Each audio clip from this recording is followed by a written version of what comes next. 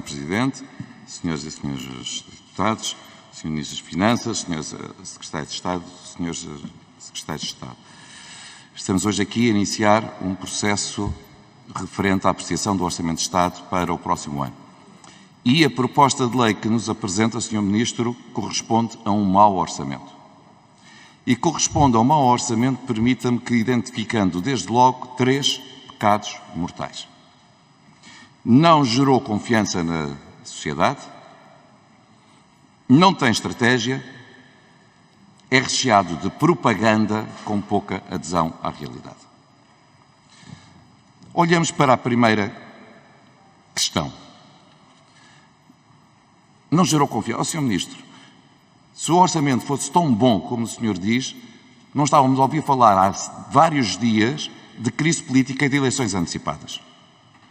Os portugueses não quiseram dar maioria absoluta ao Partido Socialista. Portanto, a primeira obrigação do Governo, ao entregar uma proposta que sabe que tem repercussão direta no crescimento económico, na confiança que gera nos investidores e na melhoria das condições de vida das populações, é apresentar uma proposta que tenha um mínimo de condições de viabilização.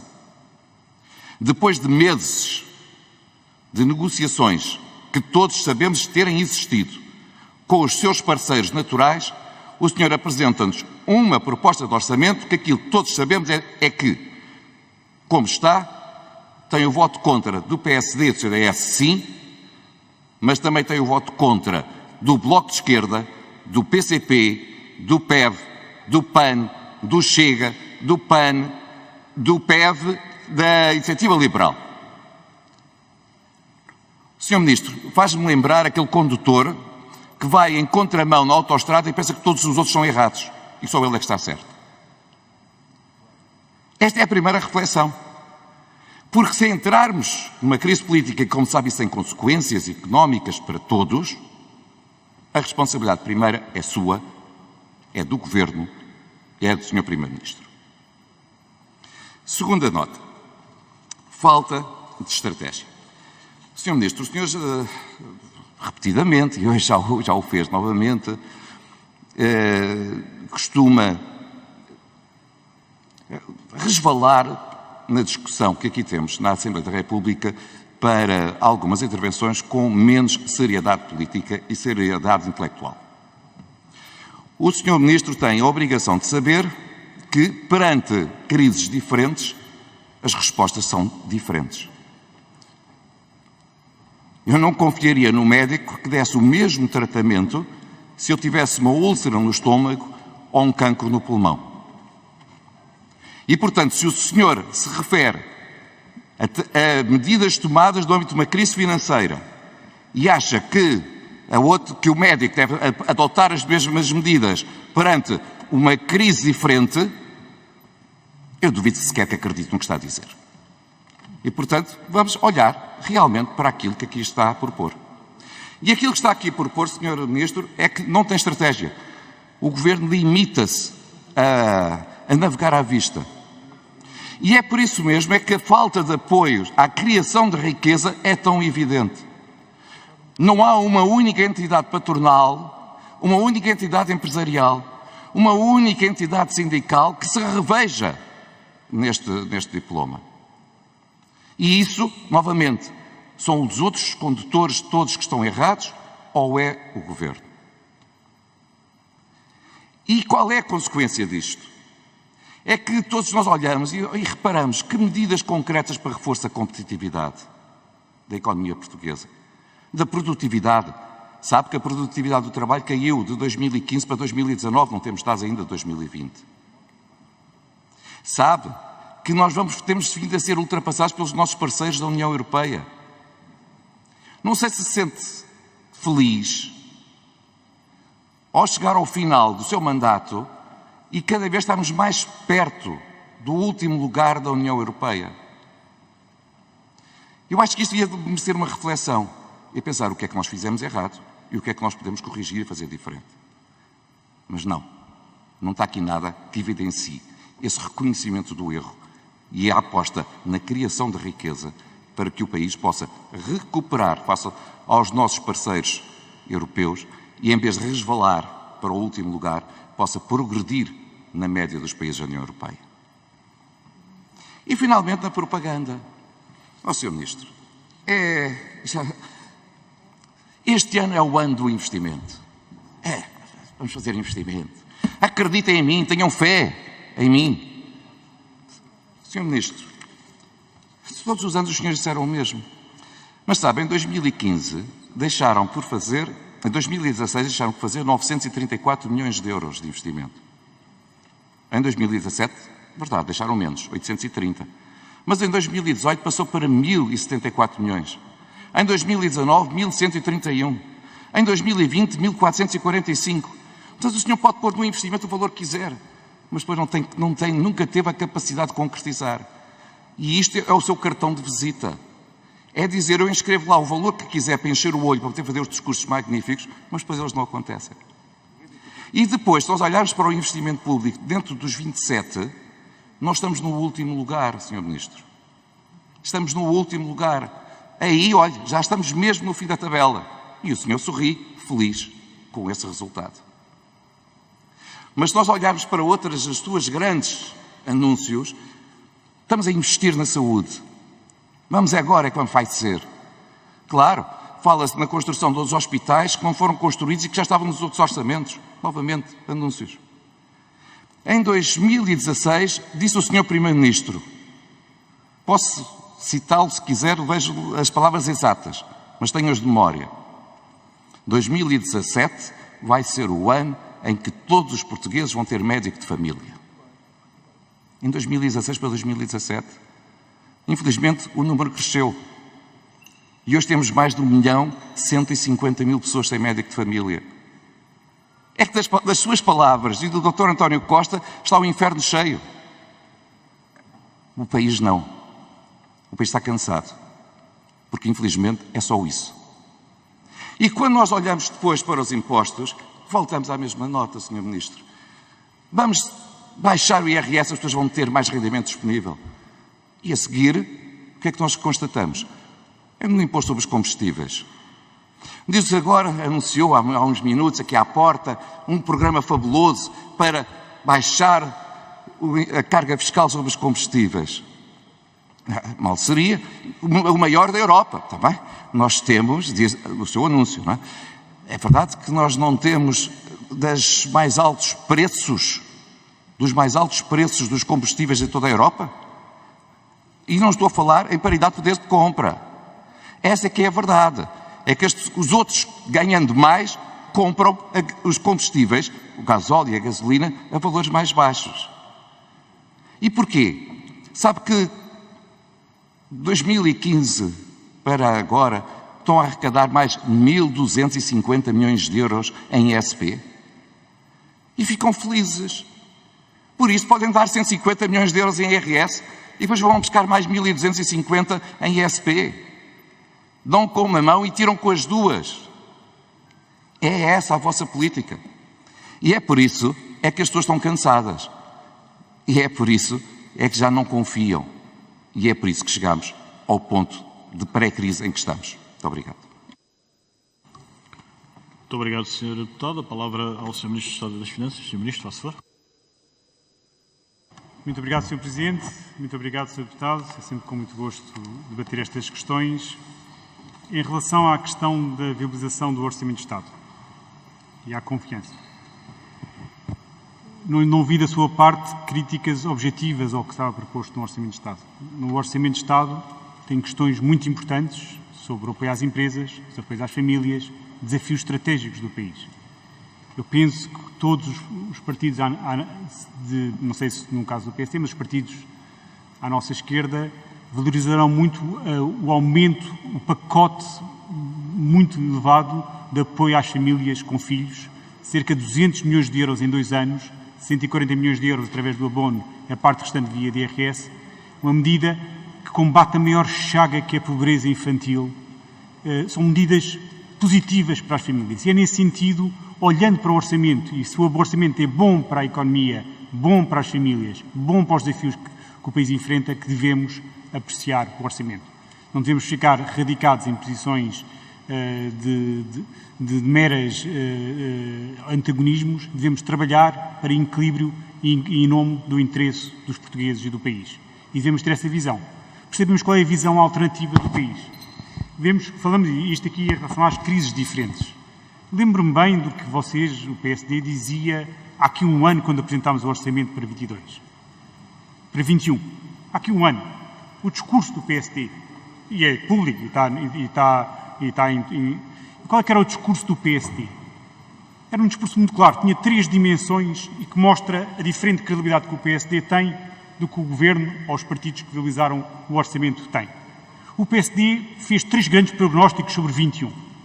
E não é sobre a crise de 2012, que também falharam em toda a linha. É sobre esta crise. 3 prognósticos centrais no discurso do PSD. Primeiro prognóstico. Nós não tínhamos preparado o SNS, era o discurso do verão e do inverno e não sei o quê. Tivemos aqui um discurso de meia hora de um deputado do PSD sobre o verão e o inverno. O Serviço Nacional de Saúde tem hoje mais 30 mil profissionais do que tinha em 2015. Enfrentou uma terceira vaga da pandemia intensíssima, com resistência, com grande capacidade e conseguiu lidar com a terceira vaga.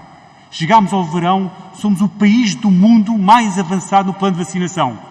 Como é que isto podia ser possível se não tivéssemos reforçado tanto o Serviço Nacional de Saúde e os profissionais?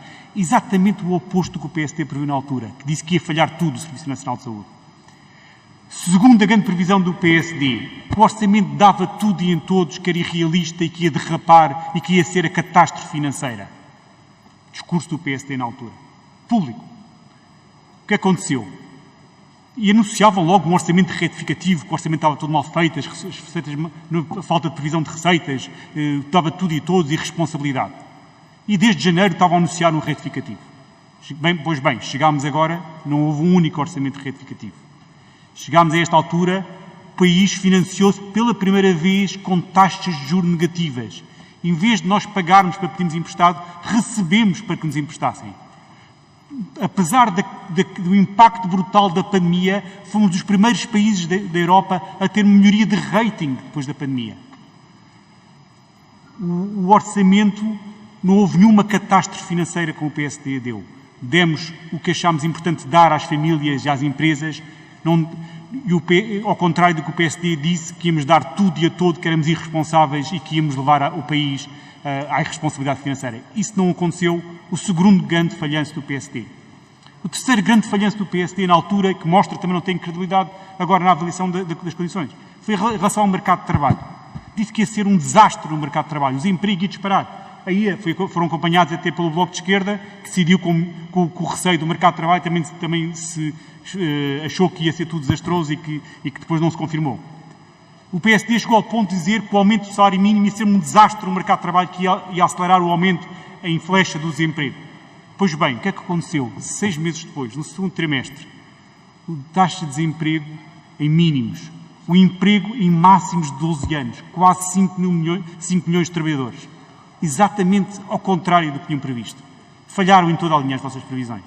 Não foi na anterior crise que também tinham falhado. Foi nesta crise, na identificação, como lidar com ela.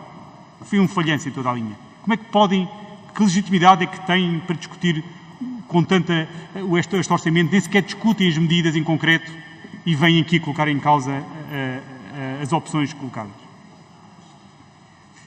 Em relação à questão da produtividade do trabalho, o PSD, a única forma que tem de aumentar a produtividade do trabalho, como aconteceu em 2012, é fazer o desemprego disparar para 18%. Quando lidaram com a crise, em 2012, o desemprego chegou aos 18% e foi assim que a produtividade aumentou. Sabe porquê que a produtividade teve a evolução que teve entre 2015 e 2019? Porque Portugal foi dos países de toda a Europa onde o emprego mais cresceu. Quando o emprego cresce, há essa dimensão ao nível da produtividade. Segundo lugar, isso está nos estudos, análises, basta acompanhar a evolução que existe sobre a evolução da produtividade em contexto de forte crescimento do emprego. Portugal foi dos países da Europa onde o emprego mais cresceu. E ao contrário do que está a referir, entre 2015 e 2020, até à pandemia, Portugal cresceu bastante acima da média europeia. Aliás, excluindo os países de leste, os pequenos países de leste que vocês tanto gostam, que não têm Estado Social, que estão ali, que vêm de um contexto completamente diferente, Portugal foi mesmo dos países da Europa Ocidental, dos 15 da Europa Ocidental, que mais cresceu entre 2015 e 2019, até à pandemia.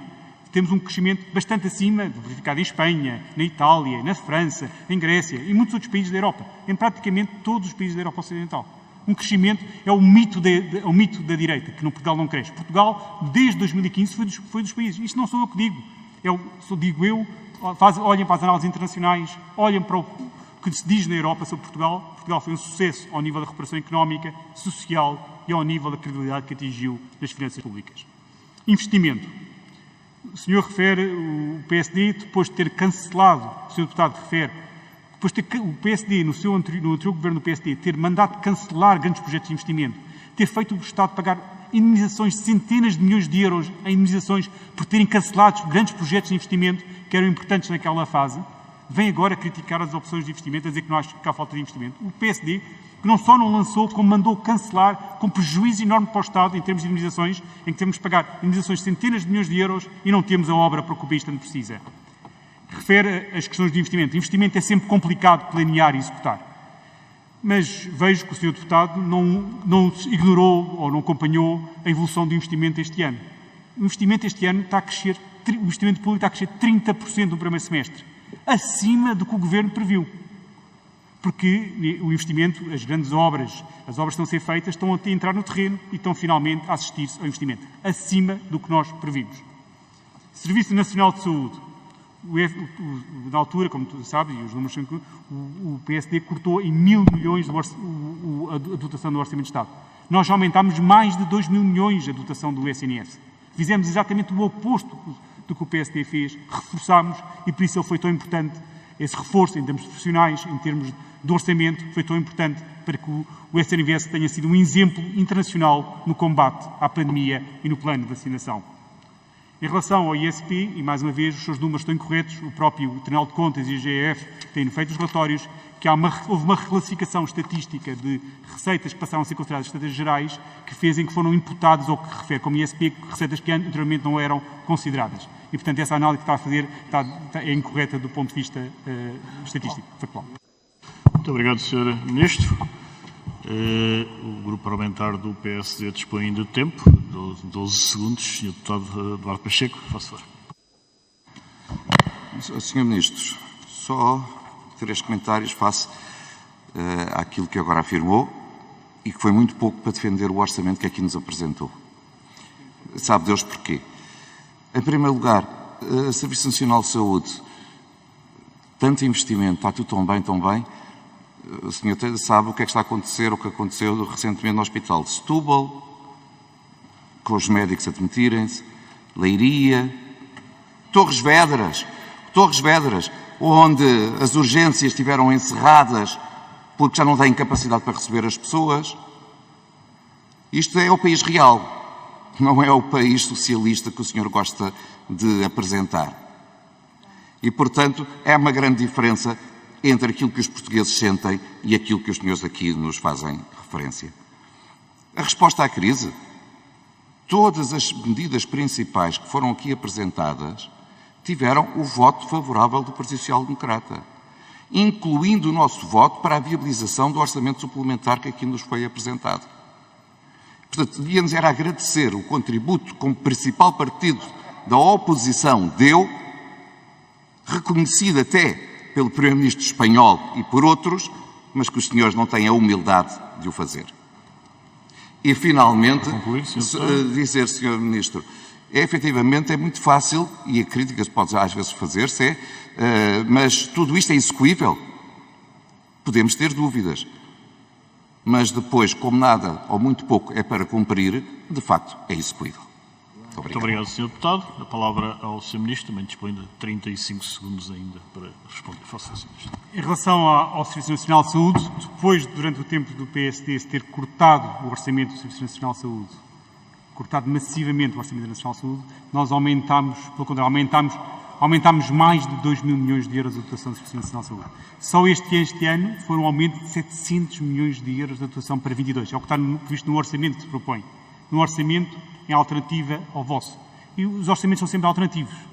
Sabíamos que se fosse o PSD, provavelmente as opções são diferentes. Pelo menos a evidência que temos das decisões que tomaram. Feito corte dos orçamentos.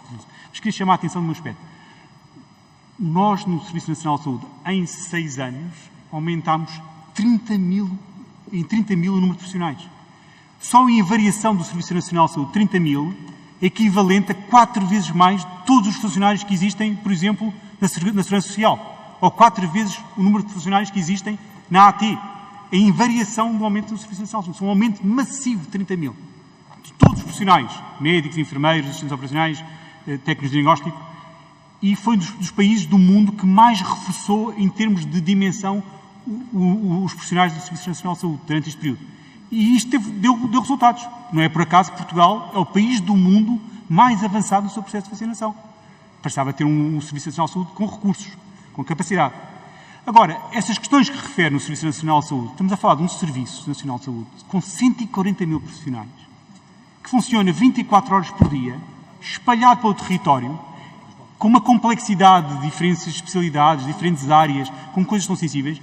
É sempre de esperar num exercício, num serviço com esta dimensão, que haja problemas específicos num lado e no outro. Isso faz parte de um sistema tão complexo, tão exigente, mas que estamos empenhados a melhorar continuamente, a investir, temos investimentos massivos previstos, para concluir, mecanismos de reforço e de valorização dos profissionais previstos neste orçamento.